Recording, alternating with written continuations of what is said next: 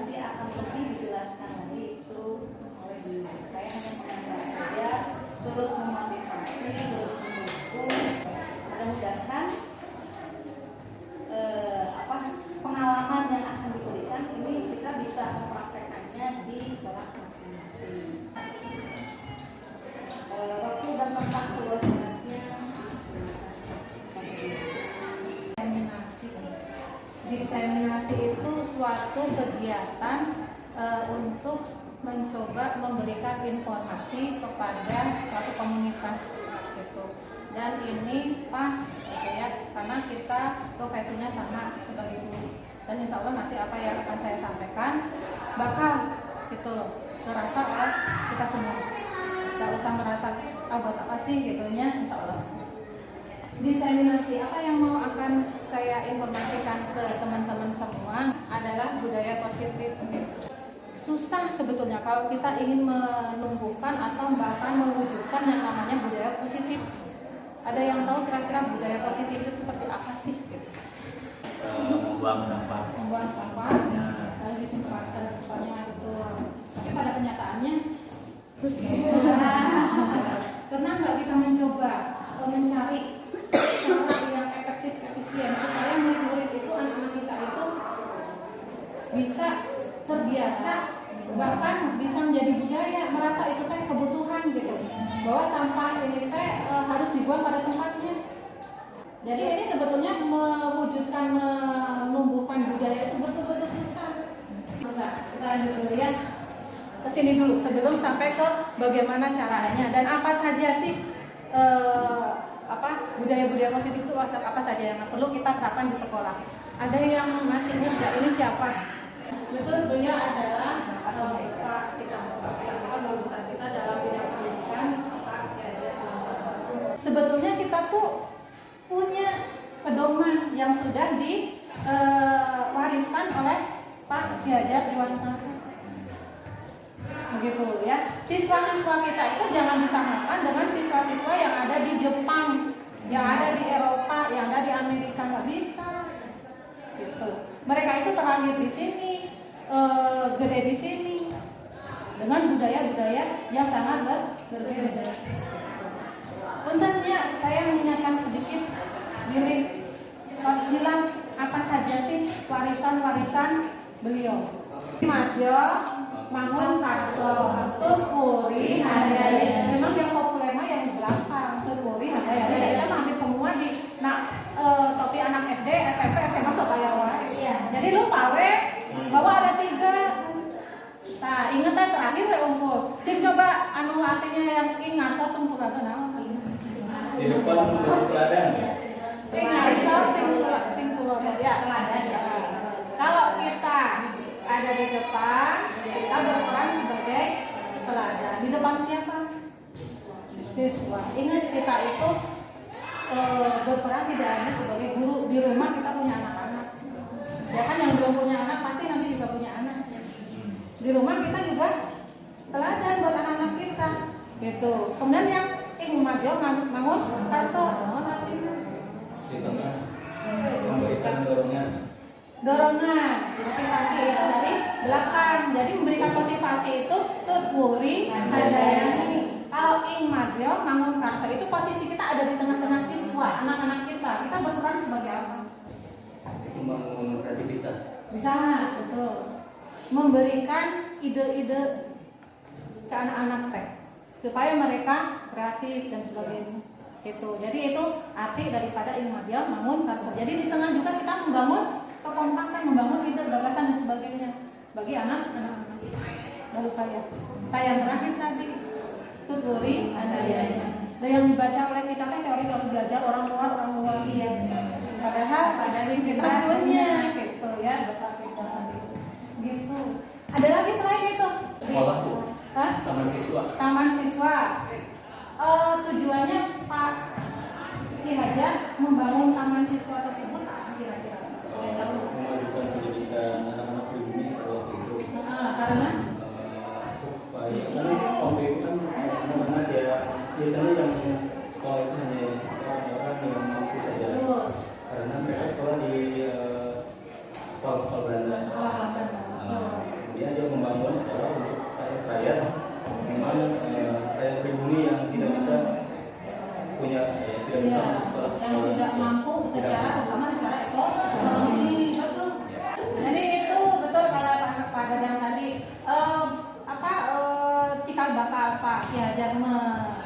membangun sekolah itu untuk orang-orang pribumi gitu. Yang biasanya pada zaman Belanda itu beliau ini waktu masih hidup kan masih di zaman Belanda ya, yang punya kesempatan untuk belajar hanya orang-orang bangsawan.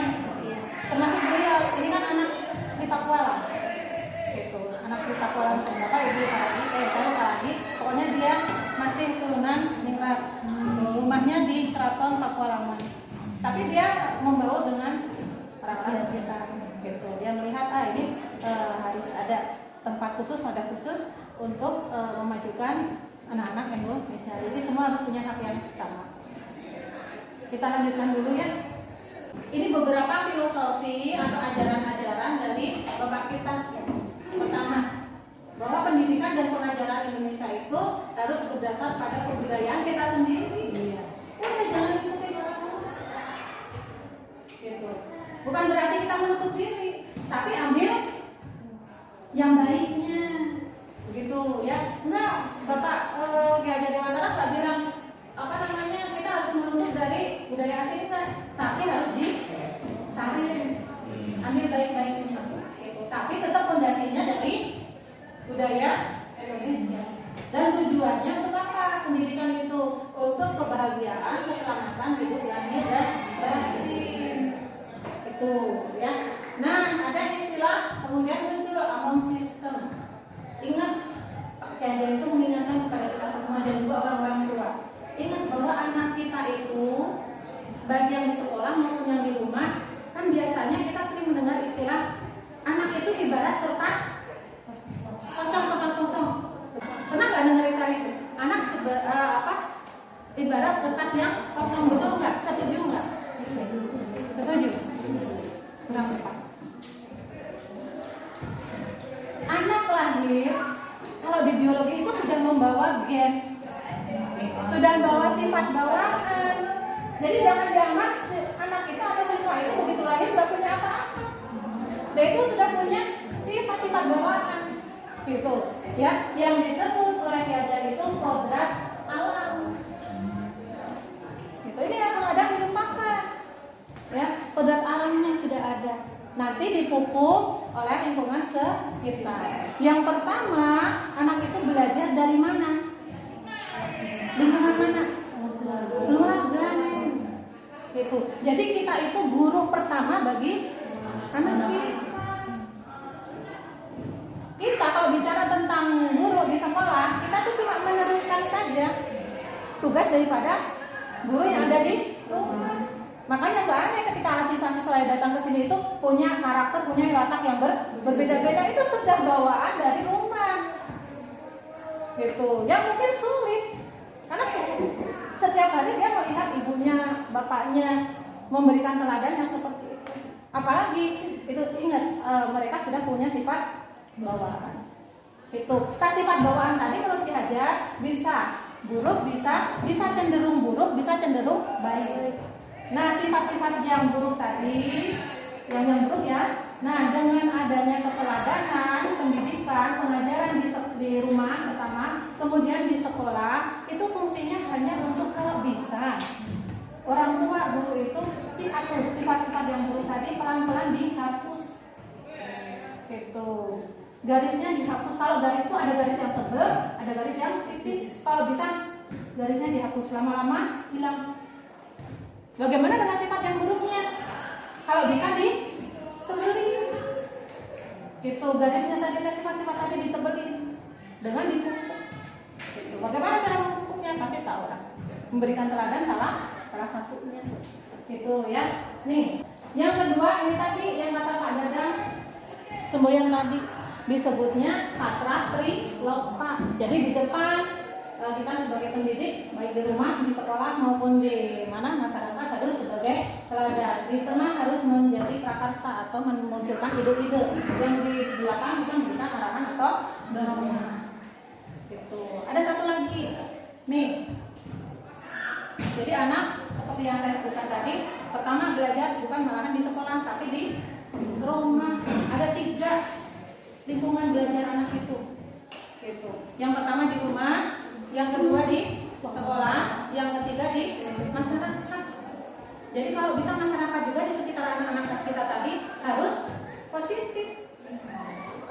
Bahkan lingkungan itu malah sangat berperan sekali dalam menebalkan sifat-sifat buruk anak-anak kita.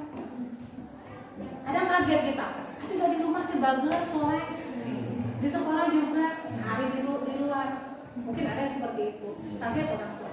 Ya, karena apa, lingkungan masyarakat juga harus membantu, harus mendukung dari tumbuh dan kembangnya anak, terutama karakternya. Gitu ya. Nah, ini kalau diibaratkan, saya kan guru biologi sama dengan Budia. Diibaratkan saja anak itu tadi seperti kertas putih, bukan ya. Kalau kita guru itu ibarat petaninya. Kita ini petani. Siswa anak kita siapa? Apanya? Bibitnya. Jadi kita itu guru ya, sebagai guru baik di sekolah maupun di rumah, ibarat petaninya. Sedangkan anak-anak kita, anak-anak kita sendiri di rumah ataupun siswa yang ada di sekolah itu ibaratnya bijinya. Biji itu macam-macam. Banyaknya tanaman berbiji. Wah, ada ratusan ribu. Dari biji singkong, dari biji padi, jelas bijinya yang kita konsumsi, ya kan? Kemudian biji melati, ada biji jagung. Yang mana biji jagung banyak? Kemudian biji wortelnya, apalagi ya? Biji matahari jelas biasa. Yang bingung ya, yang bingung. Ada biji salak. Pokoknya nggak pernah lihat bijinya. Pokoknya biji-bijian ya. Banyak sekali. Nah, anak-anak kita itu, misalkan ini kalau misalkan ibaratnya ini siswa ya, ini teh biji singkong, gitu. Biji salak, biji wortel, gitu loh. Jadi jangan bisa makan. Dan masing-masing biji tadi sudah punya potensi. Kita jangan memaksakan biji pare. Ya, jadi biji gitu. Ini teh biji pare. Kita mau nanam pare, ya harus muncul nanti pare. Jangan paksa dia anak kita ini untuk jadi jagung. Paham? Iya. Karena kita egois. Gitu loh. Dianggap semua sama. Ini tuh kertas. Yang boleh kita coret-coret seenaknya. Enggak. Anak-anak kita itu punya kodrat alam. Kata, Pak, gimana aja? Ini karena dilupakan ideologi ada itu sifat yang disebut dengan genotip, sifat bawaan. Ya, nih. Jadi di sekolah itu tadi bukan untuk sekedar ajang kompetisi. Ya, boleh kompetisi asal sehat. Tapi sebagai tempat untuk berkolaborasi. Gak ada sekarang namanya kerja sendiri-sendiri mah enggak. Kita tuh masing-masing punya kekurangan, punya kelebihan. Tapi ingat ketika kita berkolaborasi, kalau ingin maju jangan saling melihat kekurangan. Biasanya yang dilihat kekurangannya apa sih, untuk dilengkapi, untuk ditambal gitu kan oleh orang lain. Tidak, kalau sekarang mah yang diamati adalah kekuatan masing-masing. Dalam kelemahan pasti kalian kita ini punya kekuatan. Cuma tonjolkan. Misalkan ini pintar berbicara, yang itu pintar menganalisa, yang itu pintar menari misalkan. Kolaborasikan itu semuanya. Itu ya pada anak-anak kita. Lanjut ya, bentar ya. Nah, nih kita teh ada di mana sih? Ibu, saya nggak menjelaskan, nggak menginformasikan mengenai tentang anak PAUD gitu ya, anak TK, anak SD, karena yang kita hadapi adalah anak-anak SMA. Anak SMA itu kata Pak Bihajar itu ada tingkatan-tingkatannya. Nanti ada di sebelah sini juga Wiraga. Kemudian ada Wirama, di sebelah sini juga ada yang namanya Wirasa. Tapi kan yang kita hadapi itu adalah anak SMA yang kalau lihat tabel ini berada di antara sini. Itu. Kita nggak bahas yang ini, kita nggak bahas yang sana. Ya, yang sini aja dulu. Anak SMA. Jadi anak-anak SMA, anak-anak kita itu umur kan macam-macam ya, 15 sampai berapa Jaki, sekitar berapa? 17 kelas 3 itu biasa 18 ya. Jadi sekitar ini 15, 16, 17, 18 ya, beda setahun kurang 2 tahun gitu ya. Nah ini tuh bukan lagi Wiraga, bukan lagi Wirama, tapi gabungan antara Wiraga dan Wirama. Maka keaneh kalau masih ada pelajaran olahraga itu ya, untuk masih mengolah jasmani anak-anak kita. Mereka masih butuh yang namanya gerakan-gerakan itu masih butuh. Kemudian belajar sambil mulai belajar dewasa berpikir gitu, untuk mempelajari bagaimana bertanggung jawab itu seperti apa sih gitu ya. Melalui apa? Ingat ini dari kata wirama, irama ritme. Gitu. Jadi selaras irama berjadwal. Jadi anak-anak kita itu diajarkan supaya mereka sudah bertanggung jawab terhadap rutinitas sehari-hari. Irama dari kata irama. Ada jadwal pelajaran, jadwal bangun tidur jam berapa, berangkat sekolah, sarapan, berangkat sekolah dan seterusnya. Jadi mereka harus belajar tanggung jawab terhadap rutinitas masing-masing. Kalau anak TK mau masih kan nyanyinya bangunin dan sebagainya, mereka nggak tahu sekarang Senin Selasa apa gitu ya. Tapi kalau anak-anak SMA itu sudah paham. Jadi tinggal membiasakan saja. Itu ritmenya, gitu ya, melalui pembiasaan. Tuh, nah, ini kalau mungkin kelas 1 SMA ini melalui pembiasaan ditingkatkan kelas 2, kelas 3 belajar untuk mengelola diri sendiri. Mulai mengenal, apalagi udah mulai kelas 3. Kalau saya tanya ya, anak-anak kelas 3 itu beda ya sekarang ya, kelas 2 waktu kelas 2 dengan waktu kelas 3. Sekarang rada pusing. Ke depannya mau apa ya? Mau kuliah banyak benturan, mau kawin belum tentu ada jodohnya. Harus belajar mengenali potensi diri. Itu kelas 3 gitu ya. Kita lanjut dulu. Nih, kesana. Jadi ini sebetulnya sambungannya dengan tujuan pendidikan nasional kita. Karena dikembalikan lagi ke asalnya, ke Ki Hajar Dewantara. Gitu ya. Tujuan pendidikan Ki Hajar Dewantara itu adalah menuntun kodrat anak tadi, kodrat alam, dan ingat ada satu lagi yang disebut dengan kodrat zaman. Ada 2 kodrat alam, anak itu sudah membawa sifat bawaan ya. Kemudian ada kodrat zaman. Kodrat zaman itu pada masa di mana mereka itu belajar tidak sama dengan masa kita. Milenial. Nah, jadi kita jangan memaksakan anak belajar sesuai dengan zaman kita. Kita harus berubah. Kami paksa dulu ada istilah KBS aja. Coba silakan. Misalnya kayak gitu jangan. Dan teknologinya juga sudah berbeda gitu. Mau tidak mau kita juga harus Ganti. gitu. Kalau nggak mau disebut sudah tua. Saya masih muda. Gitu, harus ngikutin zaman, ngikutin perubahan supaya nggak ketinggalan. Ya, nah itu namanya kodrat zaman. Ini sesuai.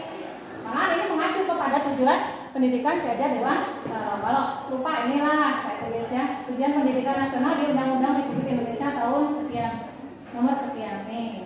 Nah sekarang di kurikulum Merdeka dikejewantahkan menjadi profil pelajar Pancasila. Ada 6 ya. Yang guru kelas 1 pasti apa ya? Wali kelas maksudnya sama gurunya. 1 sesuai kan, beriman bertakwa, bla bla bla. Yang kedua, siswa itu harus mandiri.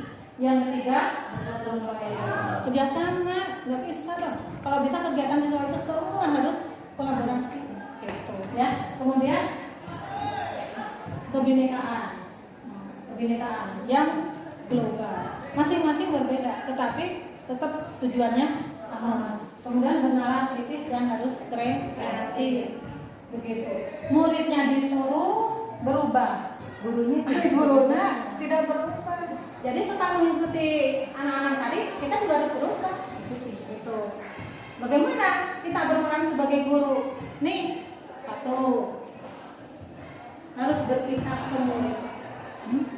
Berpihak ke murid itu maksudnya jangan kemudian murid salah dibela. Muridnya nilainya buruk, kasih nilai bagus. Itu bukan berpihak. Itu ya. Berpihak ke murid itu adalah siswa jadi prioritas kita yang utama. Itu. Ya, seperti model pembelajaran student center. Nah, itu kan salah satu kita berpihak pada murid. Kalau cuma ceramah, model lama kan itu. Kalau bisa dikolaborasikan dengan metode yang lain. Kalau bisa murid yang bergerak. Student center itu kan berpihak pada murid. Itu ya. Jangan egois. Apalagi kita belajar mengajar ke anak, mendidik anak SMA itu, mereka itu ini sudah mulai berpegang pikirannya, ya, mulai bisa menilai maka itu baik itu buruk, ya. mandiri, guru juga harus mandiri. Contoh yang mudah aja, kita harus pede dengan kemampuan kita. Gitu. Tapi gimana kalau kemampuannya gitu-gitu aja? Kita harus belajar. Tidak hanya murid aja yang disuruh belajar. Ikut misalkan seminar apa, gitu ya, ikut di apa, gitu, untuk menambah kapasitas kita. Gitu. Kemudian dapat mengendalikan diri, disiplin, mau berubah, disiplin semuanya ya, termasuk waktu. Gitu. Kita ingin anak-anak tepat waktu kita sendiri seenaknya. Berarti kita belum mandiri sebetulnya. Gitu, ya. Mau berubah, mau belajar terbuka dengan segala kritikan, saran dan sebagainya. Itu orang yang dewasa, orang yang mandiri. Ya, yang berikutnya kita harus kolaboratif dalam hal apapun, berkolaborasi, bekerja sama dalam mencapai tujuan. Yang berikutnya inovatif, harus mampu memunculkan ide-ide, terutama buat anak-anak. Kalau misalkan mentok kita ya, apa sih idenya? Nggak ada salahnya diskusi sama anak-anak. Mereka malah lebih semangat biasanya daripada kita. Nah, tinggal kita yang mengarahkan. Yang terakhir adalah reflektif, bercermin diri. Ini yang kadang dilupakan. Introspeksi diri. Pertama kadang menilai orang menggampang, tapi menilai diri sendiri, berkaca pada diri sendiri, kadang menutup mata. Ngaca, tapi matanya gitu. Ya, lihat dari segala sudut, dari segala sisi. Jangan cuma satu cermin saja kalau bisa. Ya, orang kan belum tentu punya pandangan yang sama terhadap kita, gitu ya. Oke. Untuk apa tujuannya? Untuk memperbaiki diri. Bagaimana sih upaya untuk tadi kembali ke budayanya ya, ini intinya, gitu ya. Bagaimana memunculkan budaya positif di sekolah kita? Yang pertama, perubahan paradigma, stimulus, respon. Kemudian segitiga institusi, memenuhi 5 kebutuhan dasar, keyakinan kelas, konsep disiplin positif, 5 posisi kontrol. Sudah paham ini semua? Pasti ada lah dulu, cuma lupa, gitu ya. Nih, waktu kuliah dulu, nih perubahan contohnya nih. Pasti kalau lihat gambar ini, psikologi pendidikan ada kan pastinya belajar tentang psikologi pendidikan. Sebenarnya Pak Pavlov bukan orang pendidik. Bahwa kata Pavlov itu belajar bisa dibiasakan, bisa dirangsang dari luar, ada rangsang-rangsang dari luar melalui pembiasaan sama seperti hewan eksperimen yang dia gunakan. Dia menggunakan anjing. Ternyata itu bisa dibiasakan, gitu loh. Ya, dengan adanya lonceng lama-lama setelah ada bunyi-bunyi, dia walaupun nggak ada makanan, air liurnya itu tetap keluar karena ada stimulus dari luar. Stimulus itu berupa kebiasaan-kebiasaan. Bahkan sekali 2 kali Pak memberikan kebiasaan itu, gitu ya. Nah, kesimpulannya bisa perilaku itu berubah karena ada kebiasaan. Tapi ingat, tetap ada kelemahan kekurangannya. Kita lihat, tadi ada perubahan dari stimulus respon, ya. Stimulusnya kan kata Pak dari luar ya, kebiasaan tadi. Kemudian anjingnya tadi yang merespon. Manusia meresponnya bagaimana? Anak kita meresponnya bagaimana? Melalui kebiasaannya berubah menjadi perilaku yang positif. Tapi sekarang kalau begitu, teman-teman punya tangan kan pasti. Nah, coba tangannya diperlihatkan ke saya. Anggap tanganmu, di dalam tanganmu itu kamu kepakan. Di dalam tanganmu itu ada sesuatu harapan atau cita-cita yang besar. Bayangkan ya, kalian ingin jadi seperti kesiswa ya. Teman-teman ingin bayangkan kalian punya sesuatu yang sangat besar sekali. Sehingga itu harus kalian pegang erat-erat, tidak boleh dibagi. Cita-cita itu hanya kamu yang tahu, hanya Anda yang tahu. Boleh nggak saya paksa buka? Boleh nggak? Saya kasih duit deh. Saya tukar itu cita-citamu pakai duit. Atau saya kasih rumah? Nggak mau? Kenapa? Bukan itu namanya, tapi saya kasih ini. Nggak mau, kenapa? Karena cita-cita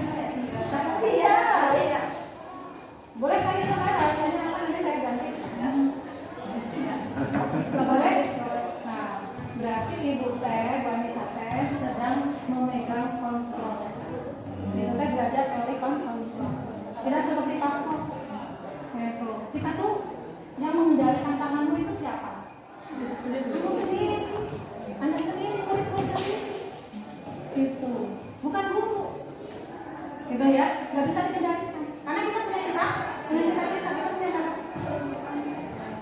Kalau anjing mah, kalau hewan mah nggak punya pikiran dia, itu mah respon alami, gitu kan? Kalau kita enggak, kita punya akal, kita nggak bisa dikendalikan, gitu. Walaupun itu mau saya ganti sama uang, pakai apapun itu, tetap saya nggak. Ini sesuatu yang berharga, Mas. Gitu kan? Artinya kita tuh yang mengendalikan itu semua adalah diri kita sendiri. Begitu ini berubah menjadi tali kontrol. Itu ya. Biasanya kalau kita melihat dianggap semua kebutuhan orang sama. Enggak. Masing-masing punya kebutuhan sendiri. Saya nggak tahu kebutuhan Bu Anissa apa, kebutuhan Bu Lilis apa. Kan ada sih ya dia kan jangan disamakan. Gitu ya. Kemudian semua orang bisa melihat dan yang sama, beda. Masing-masing punya gambaran beda-beda. Gitu ya. Kemudian bisa nggak kita mengubah orang lain, pandangan orang lain? Nggak bisa. Kalau dulu mah dianggapnya bisa. Itu kalau melalui stimulus respon yang dilakukan oleh Pavlov tadi ya. Kemudian perilaku buruk dianggapnya sebagai suatu kesalahan kalau Pavlov. Kalau sekarang enggak, pasti seorang anak, seorang siswa, anak kita sendiri kalau dia melakukan suatu keburukan pasti ada alasannya. Itu anak kita, siswa kita berangkat terlambat, pasti ada alasannya. Ya kan? Jangan kemudian terlalu salahkan terus jangan. Pasti ada alasannya. Itu ya. Kemudian di kelas ngantuk, tidur, sok sering kita dengar di ruang guru ya, sampai ke tembok. Tunggu sare. Jadi jangan mengejudge mereka itu langsung anak yang gagal. Pasti ada alasannya. Kenapa melakukan itu? Gitu ya. Kemudian orang lain bisa mengontrol yang nggak bisa kan? Buktinya dia nggak mau kalian buka tangan gitu. Jadi yang mengendalikan diri kita sendiri. Ada paksaan. Kalau di sini,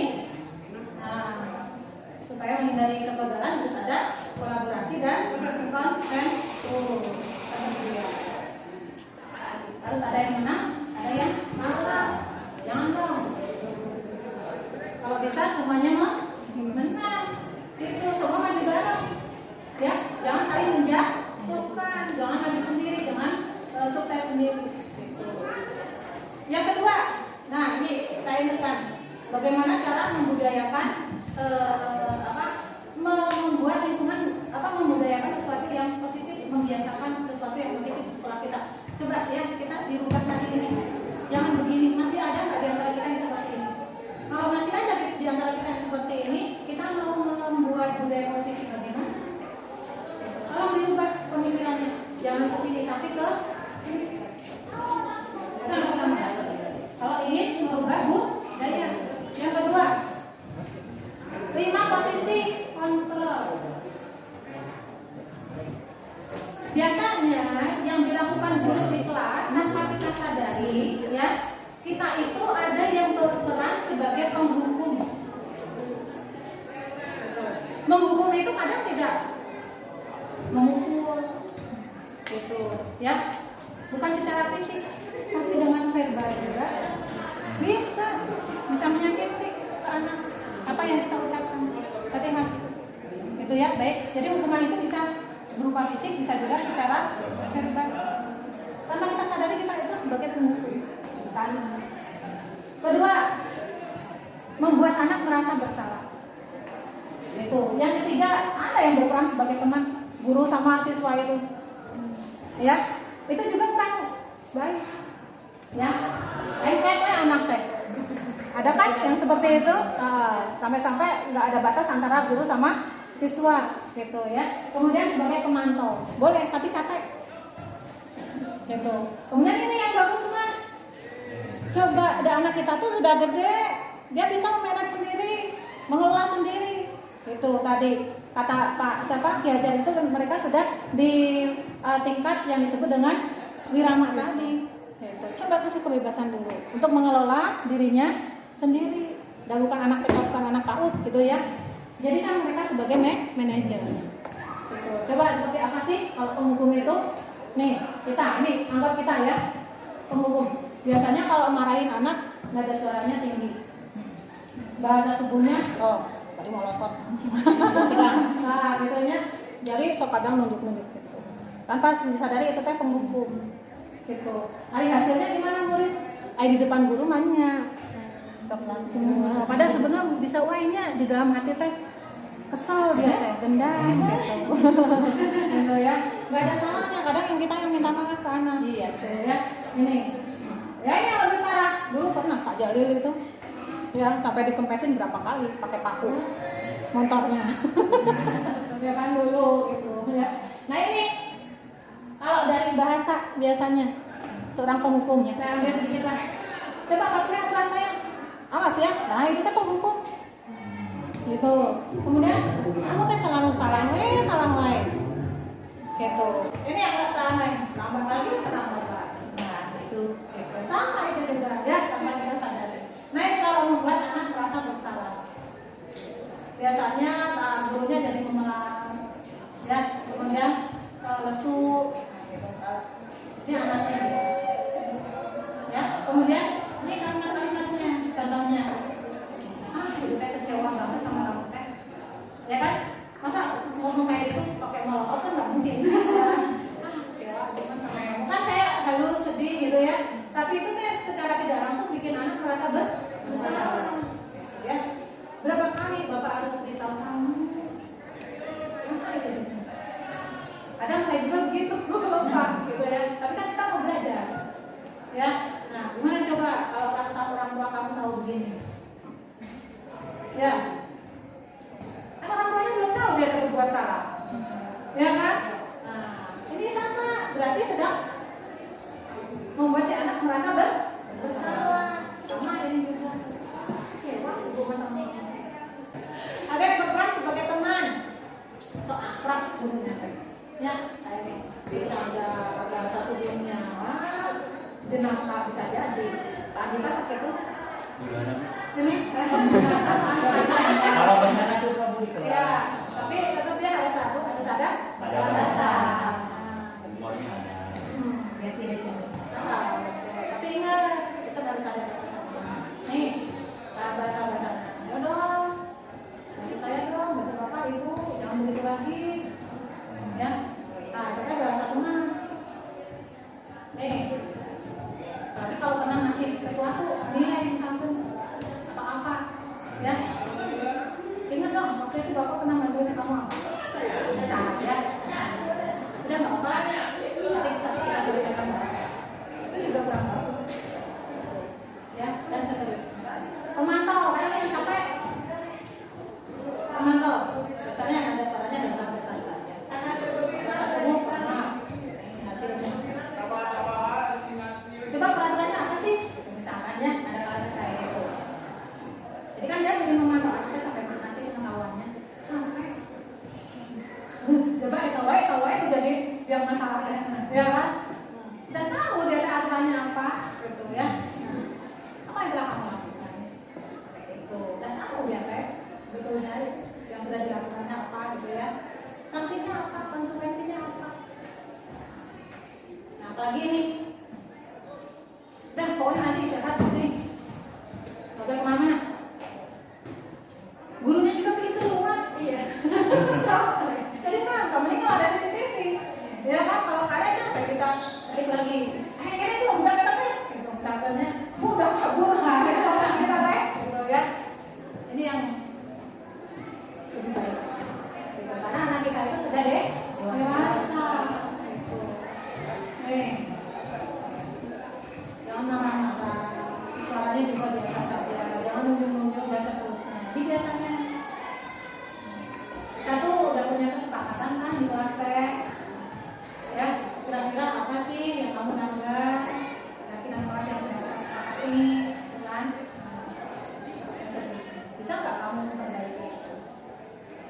Kalau nanti ingin berubah, muncul masalah lagi, caranya gimana? Untuk mengantisipasi itu. Jadi silakan anak yang mencari solusi. Ya. Nah, nanti keyakinan kelas. Ada yang sedang membuat keyakinan kelas. Biasanya kan kita tahunya aturan peraturan kelas ya. Nah, kalau kayak yang biasanya lumayan banyak. Nah, sekarang keyakinan kelas dirubah Bu. Pak, kalau bisa ya ciri-cirinya nggak kayak gini. Lebih abstrak supaya mudah diingat sama anak-anak. Kemudian bersifat universal. Kan bisa aja anak-anak kita itu apalagi kelas 3 ada yang dari Batak tuh. Jangan pakai bahasa buat keyakinan kelas itu pakai bahasa Sunda. Ya. Kemudian yang sifatnya positif juga. Kan biasanya jangan buang sampah sembarangan. Itu kalimat positif negatif? Negatif. Kalau bisa buang sampah sembarangan atau pada tempatnya. Jadi jangan pakai jangan. Itu ya. Ini mudah di pahami. Jangan yang terlalu banyak lah supaya mudah diingat bikinnya. Bisa diterapkan. Dan seterusnya ya bisa dibaca ya. Tapi fleksibel sih. Tahun depan kan mungkin wali kelasnya beda. Sesuai dengan kondisi. Ini contoh yang saya buat. Itu belum ditempel ya. Waktu itu cuma di WA grup ya. Iya Bu. Ini jaga bersih. Kemudian saling menghormati, saling menolong. Ini tidak membeda-bedakan kelas, ya kan? Dan bersifat universal. Mau di kelas, mau di luar kelas, mau di masyarakat atau di mana saja harus jaga kebersihan, harus saling menghormati. Pakaian rapi dan sopan. Jangan cuma di kelas saja. Yang saya perhatikan waktu mau presentasi dimasukkan tuh baju, ya kan? Udah sampai dalam dilepas lagi, dikeluarkan lagi maksudnya, gitu ya. Jadi hanya takut dengan hukuman. Disiplin, dimanapun kita harus disiplin, budayakan bersama. Dan terakhir tetap semangat, dimanapun. Gitu ya. Ini yang saya buat di kelas 12 IPA. Kebutuhan dasar manusia. Bisa jadi budaya-budaya atau kebiasaan anak kita yang buruk itu karena kebutuhannya ada kebutuhan dasar yang tidak terpenuhi. Ya kalau kita ingin tahu bisa dengan komunikasi ya dengan bantuan DP atau orang tuanya nggak masalah. Tapi dengan selintas kita mendengar jawabannya kita sadar sebetulnya kebutuhan apa, kebutuhan dasar apa dari anak tersebut yang tidak terpenuhi. Kita lihat dulu kebutuhan dasar manusia untuk bertahan hidup. Ya, kalau di ekonomi ada istilah sandang pangan. Kemudian butuh kasih sayang, semua orang butuh kasih sayang. Semua orang butuh diterima di dalam komunitas. Kemudian penguasaan. Dianggap saya ini mampu menguasai. Semua orang pilih seperti itu. Gitu ya. Kemudian butuh kebebasan dan keselamatan. Ini saya ambil contoh. Contoh satu cerita. Dimas usianya sekian. Saya ambil yang SMA ya. Dia lagi senang-senangnya belajar nyetir mobil. Gitu ya. Di akhir pekan, setiap akhir pekan. Kemudian ditanya sama ibunya, apa yang membuat dia pingin bisa nyetir mobil itu alasannya apa? Gitu ya. Nah, kalau jawaban Dimas itu dia bisa jalan-jalan tuh naik mobil sama teman-teman. Kita tuh harus bisa menentukan berarti ada kebutuhan dasar yang ingin dia penuhi. Dia tuh berarti ingin diterima di komunitasnya. Kalau dia berusaha tetapi tetap tidak diterima, biasanya dia akan menjadi masalah. Dia jadi biang kerok. Jadi pasti perilaku buruk atau perilaku baik itu pasti ada alasannya. Siapa tahu karena kebutuhannya tidak terpenuhi. Tapi kalau jawabannya aku bangga, bisa bangga dan keren, gitu ya. Nah berarti dia butuh pengakuan. Gitu. Nah benar berarti dalam pendidikan itu harus ada yang namanya belajar psikologi. Kita harus tahu menelisik ya, menganalisa dari jawaban anak-anak kita. Dia tuh pinginnya diapain sih? Kemudian kalau aku senang bisa pergi ke tempat-tempat yang aku suka, berarti dia butuh aktif pilihan.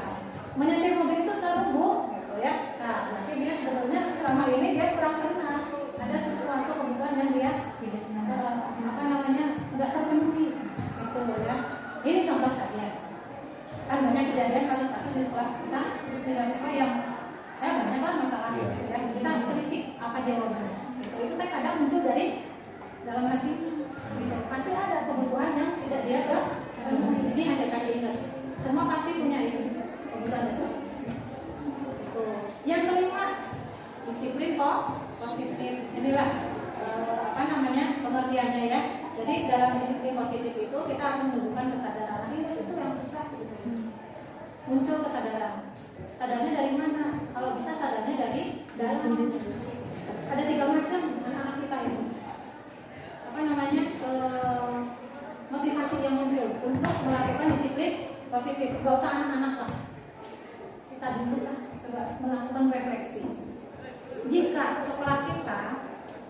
Nih. Rek rajin, rek tara masuk guruna, misal ya, kemudian kedul atau rajin, sok aya tuh surat teguran. Kemudian yang rajin ada nggak penghargaan? Tidak. Nggak ada ya. Tapi apakah kalau nggak ada, terus kita melenoy? Nggak ada teguran dan nggak ada ini teh atau nggak ada peringatan, nggak ada reward gitu kan? Nah, coba, apakah Anda hadir, tetap hadir? Kalau situasi di sekolah kita seperti ini, apakah Anda hadirnya karena tidak ingin ditegur oleh pihak panitia atau pengawas atau atasan kita ya, supaya nggak dapat surat teguran, nggak dapat hukuman? Satu, apakah kita itu rajin ke sekolah karena ingin dipuji? Ataukah ini yang pertama, karena kita takut dihukum lama-lama gitu? Atau yang kedua, karena memang ingin dipuji, wah guru teladan, gitu. Gak usah dijawab. Kalian sendiri lah, ibu-ibu, bapak-bapak sendiri yang tahu ya, rahasia pribadi ya. Atau yang ini, memang suatu kebutuhan. Ya, memang saya tuh harus seperti ini. Gitu. Ini tanggung jawab saya. Bentuk menghargai diri sendiri. Gitu. Nah ini yang diharapkan, tidak hanya pada diri kita, tapi juga pada anak-anak kita. Jadi anak-anak kita itu kalau tidak datang terlambat, kemudian mengerjakan tugas tepat waktu, bukan karena diharapkan, jangan karena takut hukuman, gitu. Kemudian kalau yang siswa berprestasi biasanya karena ingin dipuji, tugas bagus dan sebagainya, nilai ulangan bagus, ingin dipuji, niron, padahal sebetulnya nggak bisa, gitu ya. Nah ini yang susah itu, menumbuhkan motivasi dari dalam. Sulit, tapi tak juga sulit. Ya, ini yang terakhir. Yang terakhir. Pernah dengar ini nggak, teman-teman semuanya? Restitusi ini juga bagian upaya kita untuk menumbuhkan, menciptakan budaya positif. Jadi menumbuhkan budaya positif itu macam-macam tadi. Coba ubah pola pikir kita dari stimulus respon ke teori konflik. Itu tadi bedanya ya. Kemudian apalagi tadi disiplin positif, membuat keyakinan ke kelas, bukan peraturan lagi tapi keyakinan. Nah, ini yang terakhir, melakukan restitusi. Bisa dibaca ya, gitu ya. Ya, pengertiannya 10%, gitu ya.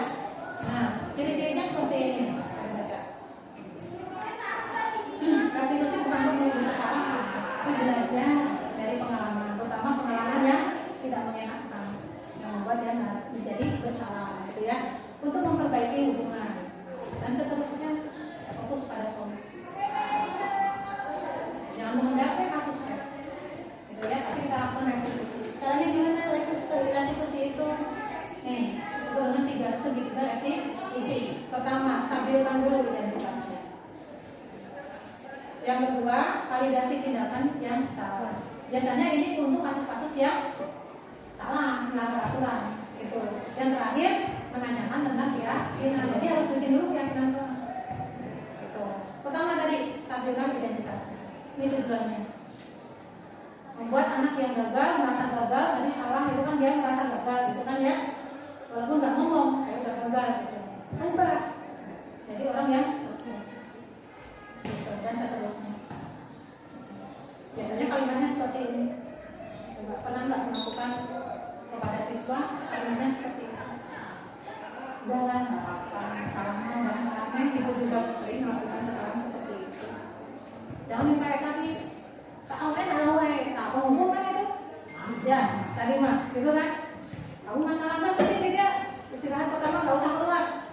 Sebagai apa tadi kurang lebih pemantau kan? Harusnya memanage diri sendiri. Nih ya, kalimat-kalimat seperti itu.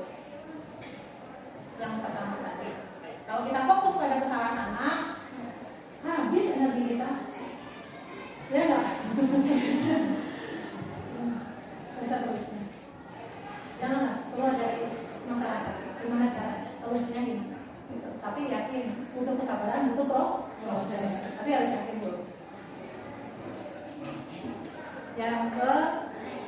2. Nah, setelah tadi diajak ngobrol karena diawali dengan ya benar, semua juga bisa melakukan kesalahan. Nah, ini validasi tindakan yang salah. Biasanya kalimatnya seperti ini. Saya baca. Apa sih alasannya? Ya, jadi kalau usah pakai matanya melotot lagi mundur-mundur gitu. Gitu ya. Kan kita sebagai manajer, anak diajar untuk memanage dirinya sendiri. Nah, ini namanya yang kedua tadi, memvalidasi tindakan yang salah. Yang terakhir, menanyakan tentang keyakinan yang sudah dibuat. Ini tidak hanya di sekolah ya, di rumah juga bisa. Kalau anak kita melakukan kesalahan, jangan langsung dimarahin. Anak-anak saya sendiri bisa, gitu ya. Nggak boleh tetap, gitu ya. Karena kita punya harga diri. Kamu pengen jadi apa sih nantinya? Kalau begini terus, kamu nanti mau jadi apa? Gitu kan? Kalau kamu berubah, coba kamu mau jadi apa? Itu ya. Yang saya harapkan tidak hanya sekedar teori, tapi coba dipraktekkan. Ya, semoga apa yang saya sampaikan, ya kita belajar bersama. Bukan saya ini bukan membuli, terutama ini masih muda, masa masih panjang, ya.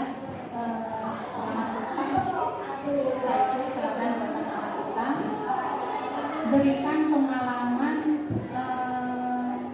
yang paling baik buat mereka, menjadi suatu kenangan-kenangan yang paling indah buat mereka. Jangan sampai kalian nanti setelah lulus ya jadinya, aduh saya kok pernah di gembok di desa sama guru saya. Jadi berikan kenangan yang terbaik buat anak-anak kita, gitu. Karena ini kan masih panjang anak kita dan kita mau tetap di sini, gitu ya, mencetak generasi yang lebih yang baru dan menjadi lebih baik. Kalau ingin merubah anak-anak kita menjadi lebih baik, dan kita juga harus diri kita sendiri. Itu saja dari saya. Sekali lagi mohon maaf. Assalamualaikum warahmatullahi wabarakatuh. Kelas seperti apa? Ditulis saja di depan. Apa yang mau kalian sampaikan untuk membuat kesepakatan kelas untuk khususnya kelas 12 IPA 6? Silakan. Bebas Ibu. Bebas. Wah, ya.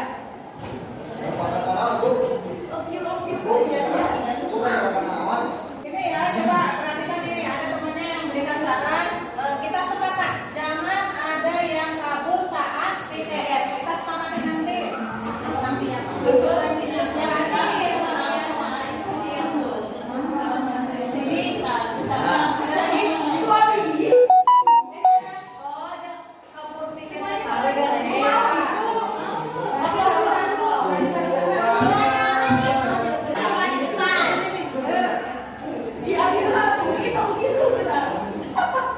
jangan membuang sampah sembarangan, terutama setelah istirahat kedua. Awal ini berarti setelah istirahat kedua mentang-mentang istirahat yang paling panjang, makannya paling banyak.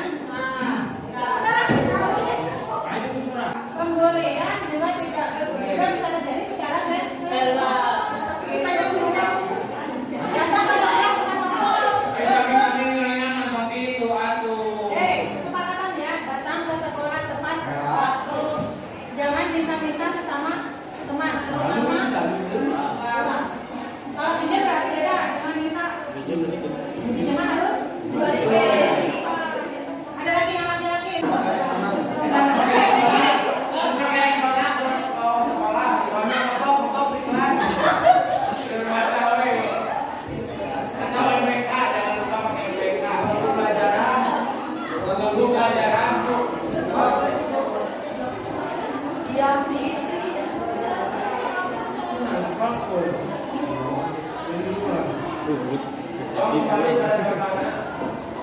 Memang sama ada? Siswa tidak boleh diam. Di luar, yang ada ini. Jadi kamu ya.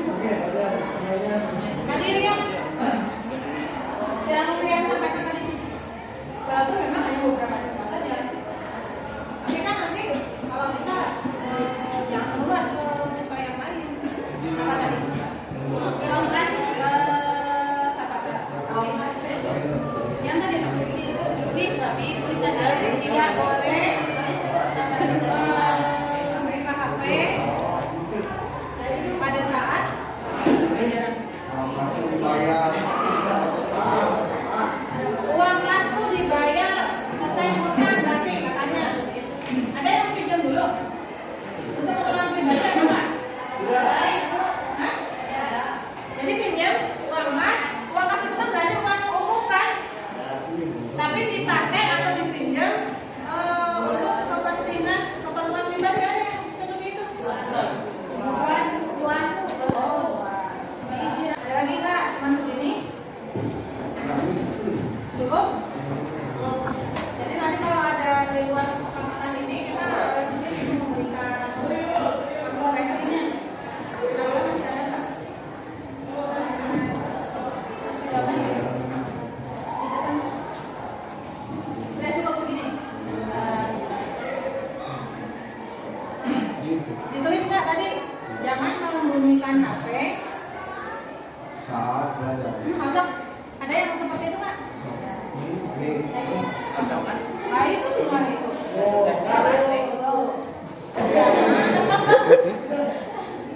Jangan menggunakan HP saat dan pelan jalan. Kalau mau berarti apa ya, berpenampilan rapi,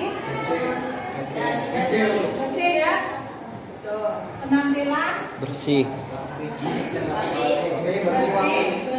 rapi, harum. Kayak itu yang semuanya laundry kan? Bersih, rapi, sopan. Masih ada? Udah. Ini, nah, ini tuh yang kalian tulis di sini namanya peraturan atau tata tertib. Biasanya kita sering menyebutnya tata tertib kelas. Kan bisa saja ada yang malu menulis ke depan, ya kan?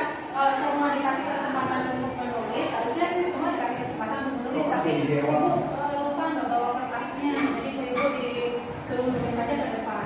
Siapa tahu ada yang malu kan menyampaikan pendapatnya, ya. Tapi ini boleh mewakili yang tidak maju, boleh mewakili yang tidak maju. Boleh. Sebelum kita sepakati kesepakatannya ini, masih ada yang mau menambahkan?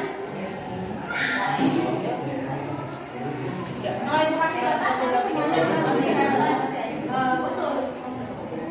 Atau bagaimana? Mau pakai kertas masing-masing supaya semuanya bisa kasih saran, usul. Ibu, katanya semuanya ini aja. Yang ini maju-maju dominasi gitu. Yang ini teh namanya tata tertib atau peraturan kelas. Kalau semua dikasih kesempatan, pasti ada sekitar berapa 36 siswa yang akan menulis, gitu kan? Ke depan. Nah, supaya memudahkan mengingat, karena saking banyaknya, memudahkan mengingat aturannya apa saja, kesepakatannya apa saja, kita rampingkan. Kira-kira mana yang mirip satu dengan yang lain? Bisa dirampingkan kalimatnya menjadi sesuatu yang disebut dengan, nah ini yang mau ibu buat, yang mau kita buat keyakinan kelas, terutama 12 IPA 6. Kira-kira mana tata tertib atau aturan-aturan kesepakatan yang sudah kalian buat tersebut yang kalau dirampingkan itu menjadi suatu kalimat yang mirip, yang sama. Karena yang namanya keyakinan kelas pertama lebih abstrak, nggak konkret. Kalau yang uang kas harus dibayar, itu kan konkret, ya kan? Kita buat yang lebih abstrak. Kemudian yang kedua, keyakinan kelas itu bersifat positif kalimatnya. Jangan negatif itu, contohnya tidak boleh, jangan. Nah itu kan konotasinya nih negatif. Jadi kita buat kalimatnya yang positif. Kalau misalkan ada kata jangan membuang sampah sembarangan, dibuang kata apanya? Jangan. Diganti apa? Kira-kira sama saja. Buanglah sampah pada tempatnya. Buang sampah pada tempatnya. Kira-kira ada yang kemiripan nggak dengan yang lainnya? Yang mana? Ini dengan yang mana kira-kira? Dengan yang mana? Atau ada yang ini.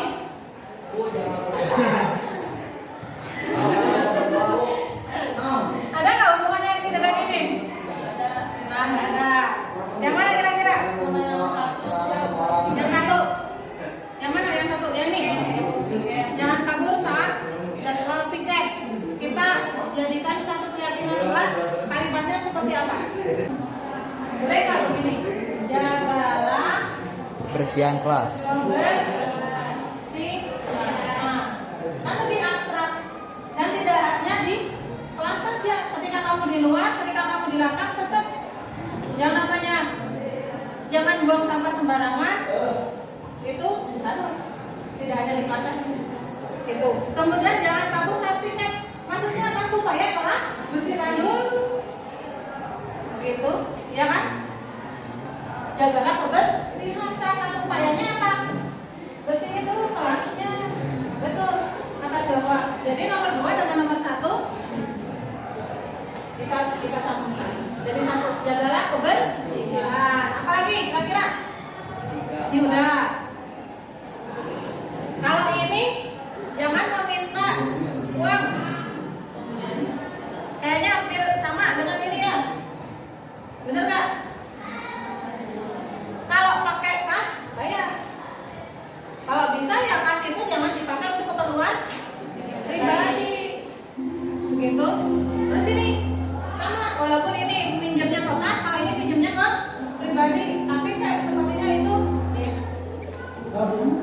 bukan. Kira-kira apa kalimat yang jangan negatif? Kan itu masih pakai jangan, ya kan? Kalimatnya tidak boleh negatif dan bersifat abstrak.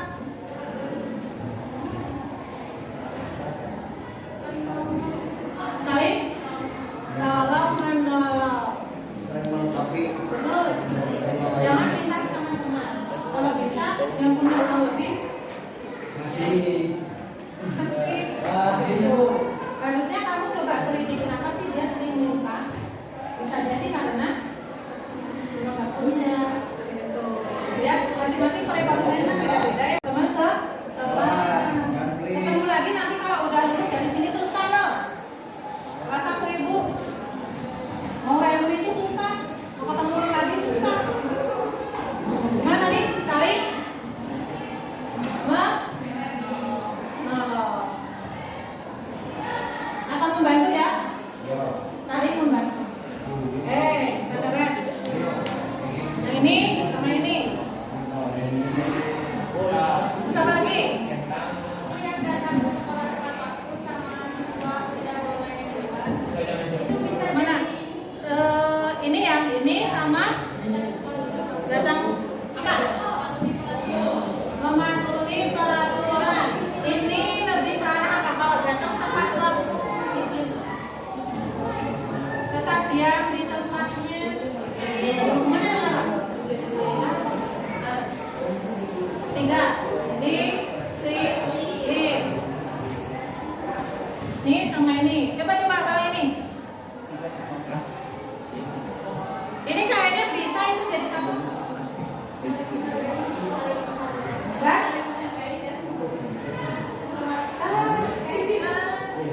Ya, kalau ada yang buka sembarangan, buka sama sembarangan, itu kan mau dibuat ke tempat sembarangan maksudnya. Kalau buka celana sembarangan, dan apa? Pembelian.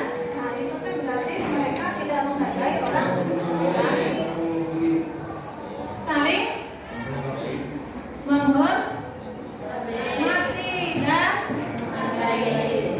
saling menghargai. Ini juga bisa masuk ke sini. Siapa tahu ada orang lain temannya yang berbeda agama, ya kan?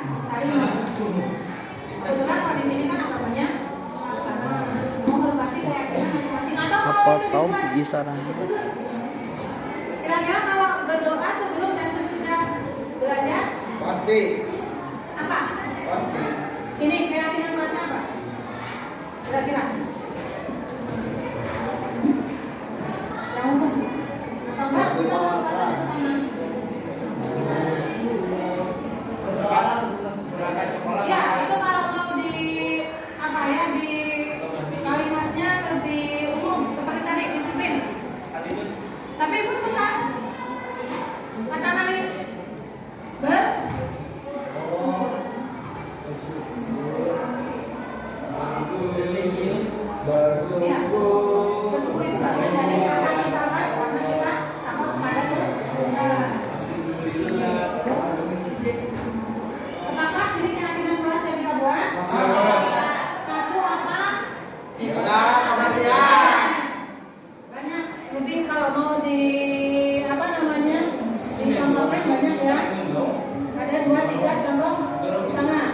kemudian saling menolong dan membantu, disiplin, tidak hanya disiplin waktu saja, gitu ya. Kemudian saling menghormati dan saling menghargai.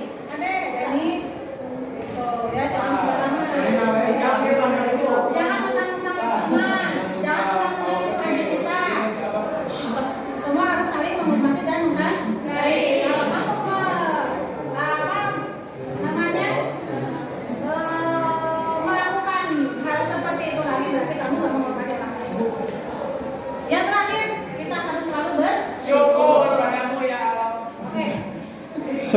Kita sudah buat keyakinan kelas, ada 5. Semoga ini bisa kita laksanakan supaya semuanya berjalan secara kondusif.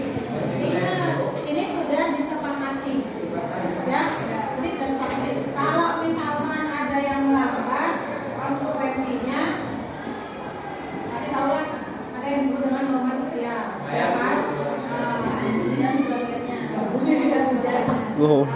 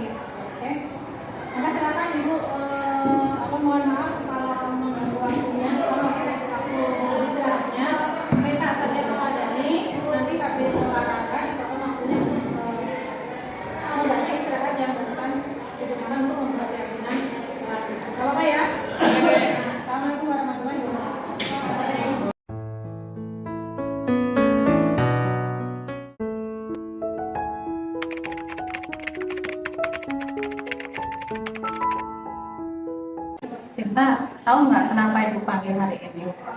Tidak tahu, emang ada apa ya Bu? Waktu hari Senin, kira-kira ada kejadian apa waktu pelajaran budaya biologi? Waktu hari Senin saya pergi ke rumah Bu, pulang dulu karena saya lupa bawa bekal gitu. Terus tahu nggak kira-kira aturan sekolah mengenai izin keluar sekolah itu seperti apa? Iya Bu, tahu ada. Dulu juga udah minta surat izin, tiket. Cuma waktu itu kan untuk izin telat masuk sekolah. Jadi Mila memasukkan tanda tangan. Lalu tahu nggak Sinta, siapa yang seharusnya memberikan izin di surat izin tersebut? Seharusnya Ibu ini, Bu. Tapi karena Bu Iningnya lama maksudnya, jadi saya rusuh dan buru-buru dan saya memasukkan tanda tangan. Tapi saya udah minta maaf Bu sama Bu Ining. Oke, Ibu sudah mendapat laporan dari Bu Ineng, sudah mendengar laporan dari teman-temanmu. Kalau waktu tahun ajaran baru kan kita sama-sama membuat keyakinan kelas ya. Kira-kira menurut Sinta, keyakinan kelas apa sih yang sudah dilanggar oleh Sinta, dan untuk memperbaiki masalah yang kemarin Sinta lakukan, apa yang mau Sinta perbaiki? Mungkin untuk kedepannya saya tidak akan mengulanginya lagi Bu. Ketika saya mau izin keluar, saya akan mencari gurunya dulu atau menunggu gurunya dulu terlebih dahulu dan tidak memasukkan tanda tangan seperti kemarin karena itu sudah tidak sopan dan mungkin Ibu ini juga merasa tersinggung karena saya sudah memasukkan tanda tangannya. Baik, terima kasih Sinta. Kamu sudah mengakui kesalahan kamu dan sudah meminta maaf dari Haji Ineng, dan bahkan kamu sudah berjanji untuk tidak mengulangi lagi perbuatan tersebut. Ibu menghargai upaya kamu. Ibu kira masalahnya sudah selesai. Silakan kembali ke kelasnya dan belajar seperti semula. Baik Ibu, terima kasih. Mohon maaf Ibu. Ya, jangan diulang lagi ya. Ya. Assalamualaikum.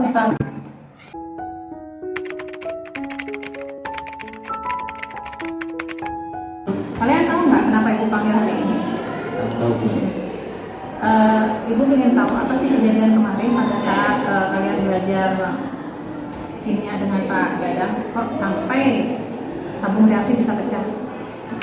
Jadi ini Bu, waktu kemarin itu saya lagi pegang tabung reaksi, tapi saat itu meja bercanda dulu sama saya. Akhirnya tabung reaksi yang saya pegang ya bersama sama dia terus pecah Bu. Enggak Bu, bukan saya Bu. Andi yang ngajak bergroy, bukan saya. Kamu nyalahin, enggak kamu sendiri. Enggak, kamu sendiri yang nyalahin. Sudah. Jadi yang jelas sekarang tabung reaksi yang dilaporkan sama Pak Dadang ke Ibu itu sudah jelas pecah. Ini gara-gara kalian berdua ketika bekerja dan belajar di laboratorium.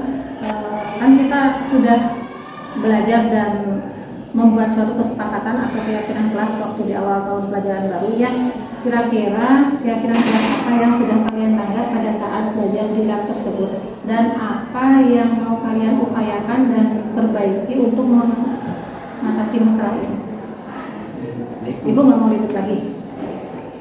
Ibu, kami minta maaf kemarin kami terlalu berlebihan, apalagi kami kemarin melanggar tertib di kelas. Kami mohon maaf sudah bercanda waktu belajar, apalagi waktu praktik. Kami sangat minta maaf karena telah melanggar kesepakatan kelas yang kita buat bersama. Gimana Isan? Ya Bu, saya juga minta maaf Bu atas kesalahan saya dan kami akan segera mengganti tabung reaksi tersebut Bu. Baik, terima kasih Isan, Andi sudah bersedia menemui Ibu dan kalian sudah meminta maaf ke Pak Isan, sudah mengakui kesalahan kalian dan Ibu menghargai upaya kalian untuk berusaha memperbaiki kesalahan dan masalah kemarin dengan segera mengganti tabung reaksi yang rusak. Kita anggap masalah sudah selesai. Silakan kembali ke kelas masing-masing. Sekarang pelajaran apa? Ya, silakan kembali ke kelas masing-masing dan belajar dengan sebaik-baiknya. Gitu ya.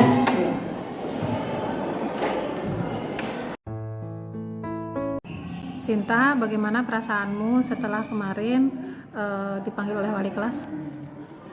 Alhamdulillah Bu, perasaan saya setelah dipanggil sama wali kelas, saya plong dan saya juga introspeksi bahwa apa yang saya lakukan terkait masalah kemarin itu udah benar-benar melanggar yang namanya aturan kesepakatan kelas. Saya juga udah membohongi guru dengan cara memasukkan tanda tangan. Mungkin ini kesalahan yang sangat fatal. Tapi saya berjanji untuk kedepannya saya tidak akan mengalaminya lagi dan saya akan berusaha untuk jadi yang terbaik gitu. Andi, Isan, bagaimana perasaan kalian setelah dipanggil oleh wali kelas dengan kejadian kemarin? Yang pasti saya menyesal Bu karena telah melakukan kesalahan, yaitu melanggar keyakinan kelas. Nah, tapi saya juga berterima kasih kepada Ibu karena telah memotivasi saya agar selalu mengikuti atau menaati tertib sekolah. Untuk itu ya saya merasa menjadi lebih lega gitu, dan saya juga merasa tidak terbebani dengan perkataan Ibu dan nasihat Ibu juga. Saya juga sangat menyesal atas kejadian yang kami lakukan saat itu dan saya langsung introspeksi diri atas kejadian itu dan semoga untuk berikutnya saya bisa menjadi orang yang lebih baik lagi.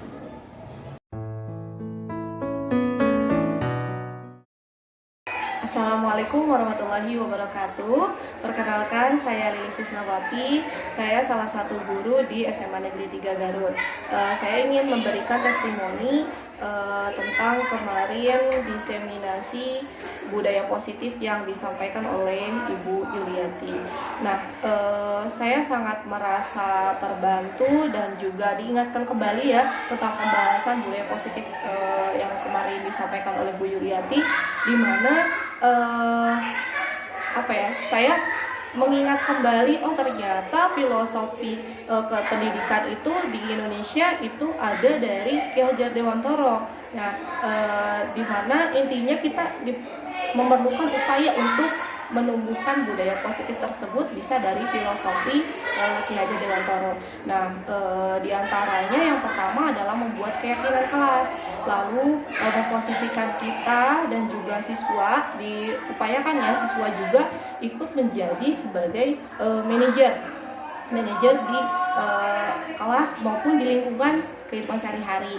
Lalu yang berikutnya adalah mengubah pola pikir saya pribadi sebagai guru dari yang tadinya pola pikir stimulus respon, di mana si anak ini harus ngikutin stimulus yang kita kasih, responnya juga kita anggap sama. Nah, diubah menjadi ke teori kontrol, di mana menganggap bahwa anak itu atau siswa itu bermacam-macam pola pikirnya, di mana mereka dari rumah juga sudah berbeda sifatnya.